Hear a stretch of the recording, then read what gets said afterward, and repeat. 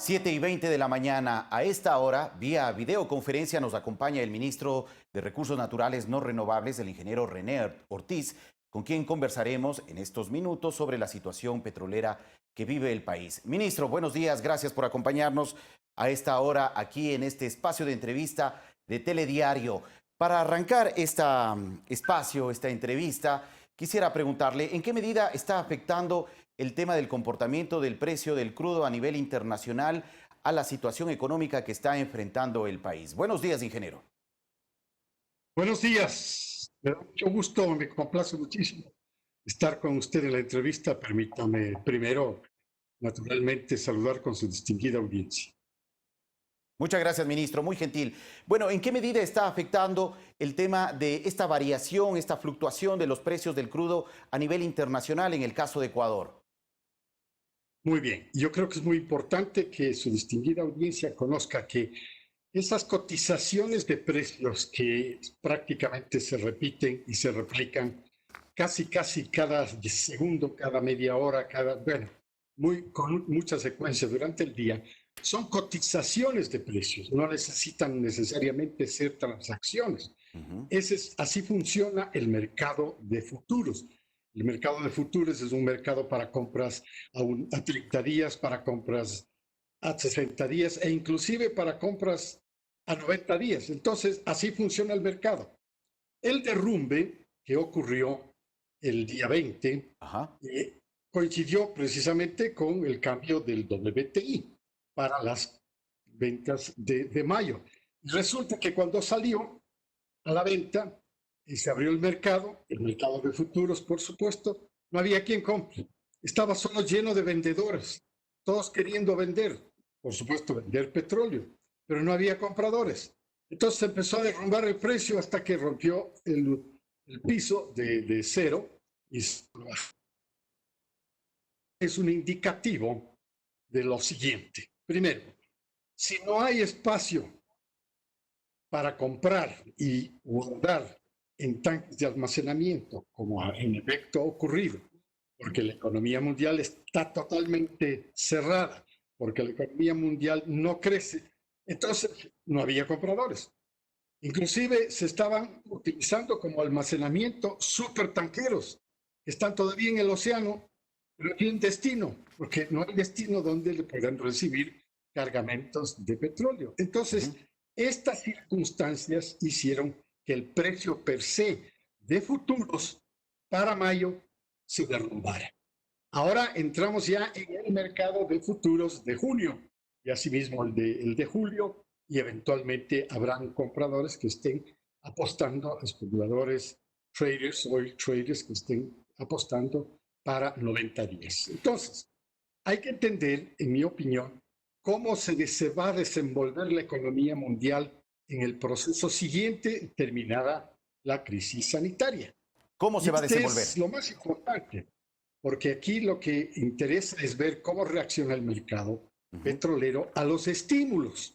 Porque, por ejemplo, el estímulo de Estados Unidos, de la administración de Estados Unidos, conjuntamente con el Congreso, son 2 trillones de dólares. Jamás en la historia ha habido un estímulo de esta naturaleza. 2 trillones. Alemania también ya está, abre las puertas nuevamente al comercio, a la industria. Es decir, todos los países, de una manera u otra, dependiendo de cada ambiente en el que se ha desarrollado la crisis sanitaria, se abre directamente ya al trabajo. Lo que estamos esperando, por ejemplo, es noticias de China. Sí, el segundo gigante más grande del mundo, que es un gran comprador en el mercado internacional, tiene que dar noticias de cómo va a estimular a la economía para este siguiente paso económico. Ministro, entendemos que en el mercado internacional la cotización del barril de crudo WTI, el West Texas Intermediate, que es el referencial para establecer el precio de nuestro crudo, es mucho más fluctuante y mucho más variable que la cotización del valor del crudo Brent. Ya se ha hablado de la eventualidad de tener como referencia ahora el valor o la cotización del crudo Brent para establecer un valor referencial de nuestro crudo. ¿En qué medida esto podría cambiar el escenario de nuestros ingresos económicos? Sí, es posible. Y hemos visto justamente como usted describe. Hemos visto un desempeño el día 20, el día del colapso, el día del derrumbe. Le hemos visto un comportamiento distinto al WTI y el Brent. El Brent un poco más prudente, un poco más cuidadoso, iba descendiendo. No ha sido como el colapso del WTI. Sin embargo, al día siguiente, el día de ayer, ya hicimos un análisis completo histórico. Ya se hizo el análisis para ver el comportamiento del WTI y el comportamiento del Brent. El comportamiento del WTI realmente es para el mercado de los Estados Unidos. El comportamiento del Brent es realmente para el mercado de Europa, fundamentalmente, y también África y Asia. Entonces, también se utiliza otro indicador que es el Dubai, otro petróleo crudo que sirve como referencia. Y hemos visto la trayectoria de estos y prácticamente es complementaria, paralela, se le ve paralelismo de cómo se ha comportado. Entonces, no le vimos razón para cambiar el modelo de contrato, por ejemplo. Porque evidentemente, si nosotros viéramos una diferencia enorme, hubiéramos visto una ganancia por la cotización del Brent vis a vis la cotización del WTI, se hubiera tenido que plantear a los compradores, a los que tienen contratos de compras de petróleo crudo, un cambio en la fórmula de WTI hacia Brent, pero no lo vimos. Y además quiero señalar, esto es muy coyuntural. Es decir, el análisis sí lo hicimos de largo plazo para ver cómo se comportaban los dos. Pero hoy día ha pasado 2 días, este es el tercero, está abriéndose el mercado. Ya se abrió en Asia. El comportamiento está interesante en Asia, ¿no? Pero se derrumbó el Brent ayer, se derrumbó. Entonces, el mercado está, las circunstancias todavía no están respondiendo con la tranquilidad que necesita el mercado de señales de la recuperación. En efecto, no estamos viendo señales de recuperación de la economía que permitan ver que esta relación directa que existe entre el crecimiento económico, el crecimiento del consumo y el crecimiento del consumo de petróleo se refleje automáticamente en un mejor precio. No se está bien. El mercado sigue nervioso. De acuerdo, ministro. Hemos escuchado en las últimas horas, en algunas entrevistas que usted ha ofrecido a varios medios de comunicación, que ya ha hablado sobre una definición de una propuesta técnica por parte del ministerio a su cargo sobre la reestructuración del tema de los subsidios para los combustibles, la eliminación de subsidios para combustibles. ¿Cómo marcha esta propuesta técnica que ustedes ya han trabajado? ¿Cuándo se podría concretar? ¿Cuándo se podría presentar? Y contempla para todos los combustibles, incluido el diésel, incluido el GLP, el gas de consumo domiciliario.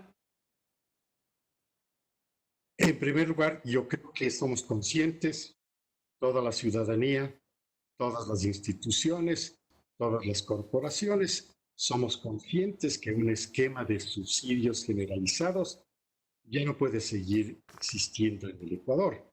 Estamos conscientes que también existen poblaciones que son vulnerables, que evidentemente necesitan un auxilio fiscal, un auxilio gubernamental.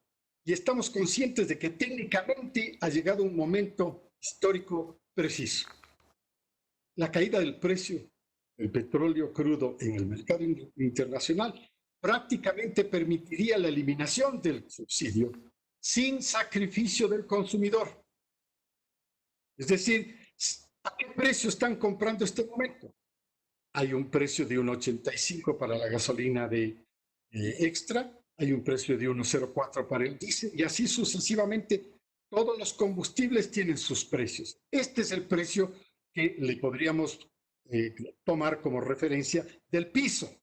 Y luego se establecería un techo para que la banda, esto es importante, para que la banda en la cual fluctuaría entre el piso y el techo sea una banda que genere estabilidad.